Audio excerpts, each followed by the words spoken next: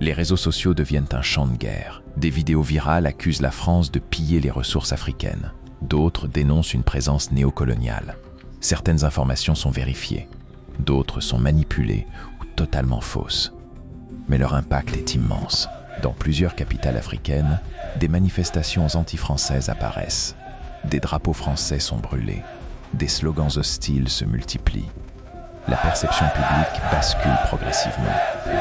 Même lorsque les forces françaises remportent des succès militaires, elles perdent peu à peu la bataille de l'opinion. Entre 2020 et 2023, le paysage politique du Sahel est bouleversé. Au Mali, au Burkina Faso, au Niger, des militaires prennent le pouvoir. Les nouvelles autorités adoptent un ton beaucoup plus hostile envers Paris. Elles accusent Barkhane d'avoir échoué. Selon elles, malgré 8 années d'intervention, l'insécurité n'a jamais cessé de progresser. Les relations diplomatiques se détériorent rapidement. Les demandes de retrait se multiplient. Les gouvernements de transition veulent reprendre le contrôle total de leur sécurité. La présence française devient politiquement intenable.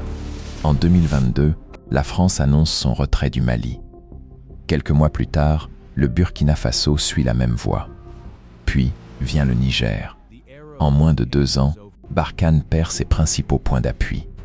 Pour beaucoup d'observateurs, la scène est historique. Une opération militaire géante se termine dans un climat de rupture. Les bases sont évacuées, les convois quittent le désert, les drapeaux français disparaissent progressivement. L'opération qui devait stabiliser le Sahel s'achève dans la controverse. 8 années, des milliards d'euros dépensés, des milliers de missions, des centaines de combattants neutralisés. Et pourtant, l'opération Barkhane demeure l'un des conflits les plus débattus de l'histoire récente de l'Afrique. Pour ses défenseurs, elle a empêché l'effondrement de plusieurs États. Pour ses critiques, elle symbolise les limites des interventions militaires étrangères.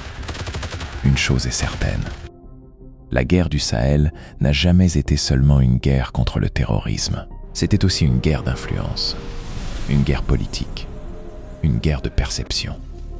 Et lorsque Barkhane a quitté le Mali, le Burkina Faso et le Niger, une question est restée sans réponse. La France a-t-elle perdu une guerre militaire? Ou une guerre de confiance? Ce que nous venons de découvrir n'est pas seulement un chapitre douloureux de l'histoire franco-africaine récente. C'est un miroir tendu à toutes les puissances qui croient pouvoir résoudre par la force des problèmes que seules les populations concernées peuvent ultimement résoudre elles-mêmes. Si ce récit vous a appris quelque chose, ou si vous pensez que certaines vérités n'ont pas encore été dites, faites-le savoir en commentaire. Et si vous voulez qu'ensemble nous cherchions la vérité d'autres histoires oubliées du continent africain, laissez le sujet en commentaire. Abonnez-vous pour continuer ce voyage à travers l'histoire. Car dans l'ombre des opérations officielles, il reste encore de nombreuses vérités à mettre en lumière.